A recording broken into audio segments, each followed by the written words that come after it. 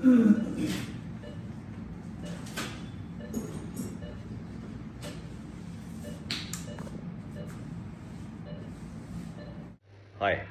this is Dr. Adnan Feroz and I'm a consultant orthopedic surgeon at Feroz Specialist Hospital and Research Center in Aligarh UP.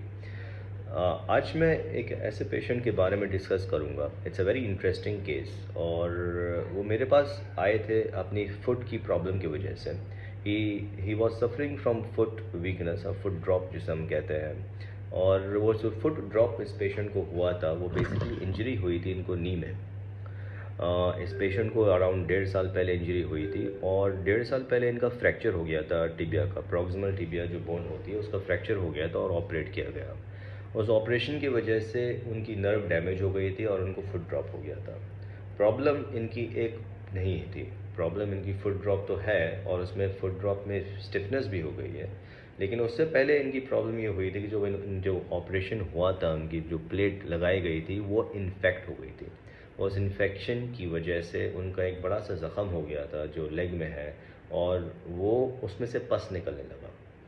तो ये मेरे पास आए patient, around 1.5 साल हो गया था और मेरे पास आए कि ये ज़ख़म भी हो गया और इनका फुट ड्रॉप की ऑपरेशन के लिए आए थे।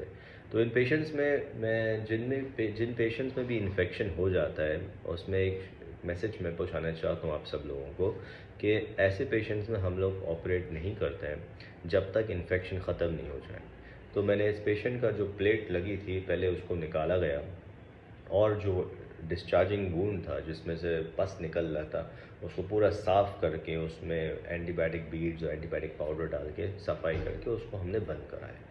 जब ये इन्फेक्शन ख़त्म हो जाएगा तब हम लोग इनका फुट का ऑपरेशन करेंगे। तो ये आप अभी देखेंगे, उसका एक शॉर्ट प्रेजेंटेशन है वीडियो, उसमें से होपफुली आपको एक कुछ ना कुछ सीखने को मिलेगा।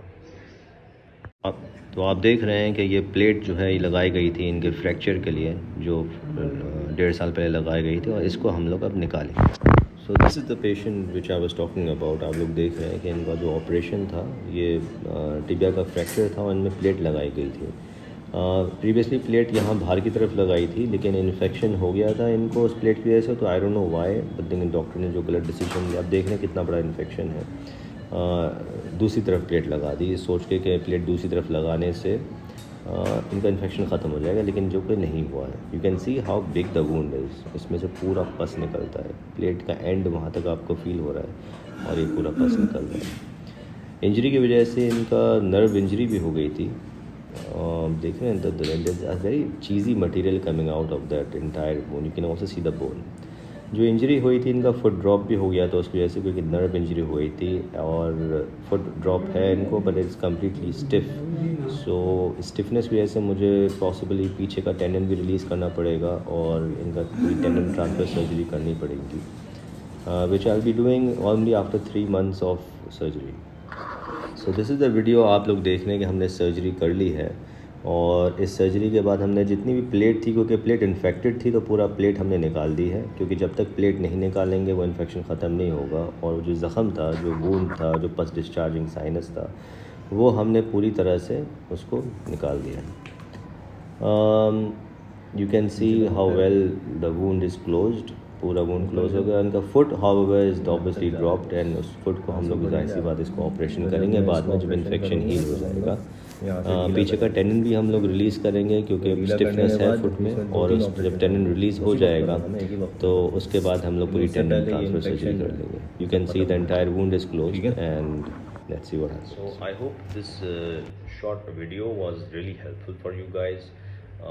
मैं इस वीडियो के सहारे आप लोगों को बस एक इन्फॉर्मेशन पहुंचाना चाहता हूं कि बहुत से रीज़न्स होते हैं जिसकी वजह से ये फ़ुट की प्रॉब्लम्स हो सकती हैं। इट इज़ नॉट ओनली कि हम लोग को फ़ुट की प्रॉब्लम सॉल्व करनी है, but as a generalize problem एक जनरल पेशेंट को पूरा उस स्टेज तक पहुंचाना है कि वो जैसे पहले था वो वैसे ही हो जाए।